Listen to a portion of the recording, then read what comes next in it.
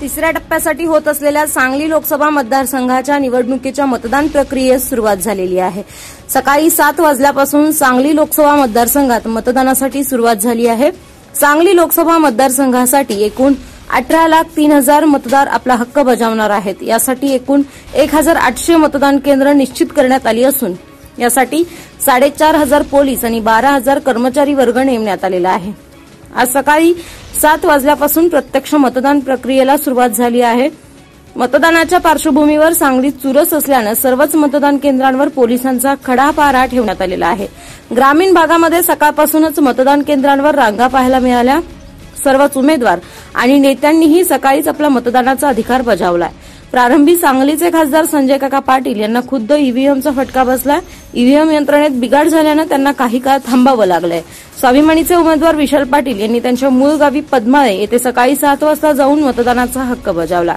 भाजप शिवसेना युतीचे उमेदवार संजय काका पाटील यांनी त्यांच्या मूळ गावी तासगाव चिंचणी येथे रांगेत उभारून मतदान केलंय।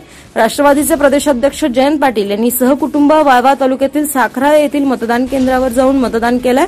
यावेळी त्यांनी भाजपवर टीकाही केली। सांगलीचे आमदार सुधीर गाडगे यांनी सहपत्नी मतदानाचा हक्क बजावला।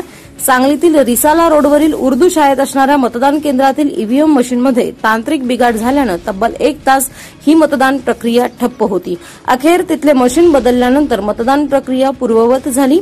तासगाव तालुक्यातील सावजमध्येही मतदान यंत्रांचा घोळ संपत नव्हता। जिल्ह्यातील अपवाद वगळता सर्व ठिकाणी मतदान प्रक्रिया सुरळीत सुरू होती। मात्र ईव्हीएम मशीन्स बंद पाडण्याचे प्रकार वारंवार समोर येत आहेत। सांगली लोकसभेच्या निवडणुकीसाठी आत्ताच या ठिकाणी माझा मतदानाचा हक्क जो संविधानाने मला दिलेला आहे तो मी आता बजावून बाहेर पडलेलो आहे। या संविधानाला वाचवण्यासाठी आम्ही सगळे ह्या निवडणुकीत लढतोय। मला विश्वास वाटतो की ह्या भाजपच्या फसव्या सरकारला आपण निश्चितच ह्या निवडणुकीत पाडू। उत्कृष्ट प्रतिसाद, अत्यंत चांगला प्रतिसाद या ठिकाणी जनतेतून येत आहे।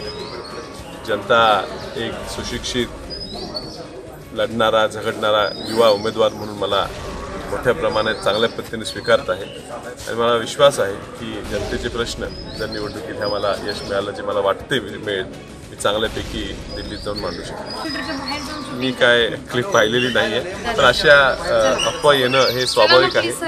भाजपची ही कार्यपद्धतीच आहे। खोट्या बातम्या, अफवा, फेक न्यूज हे पसरवणार आणि त्यामुळे आम्हाला हे आधीच कल्पना होती की अशा बातम्या येतील, अशा काही अफवा येतील आणि त्या अफवांना तोंड देण्यासाठी आमची पूर्ण यंत्रणा सज्ज आहे। मला कुठलीही त्या पद्धतीची वाटत नाही। सकाळपासून अतिशय चांगल्या गतीने मतदान चालू आहे। साखरा येथे मी माझ्या मतदानाचा हक्क बजावला।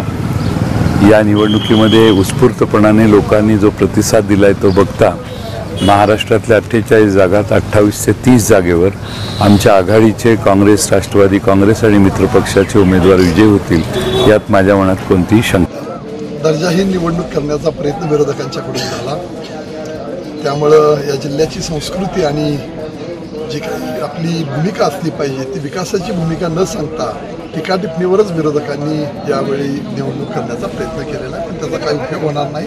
लोक सुज्ञ आहेत, मतदार बंधू भगिनी सुज्ञ आहेत, निश्चित चांगल्याचा फायदा आपल्याला होईल।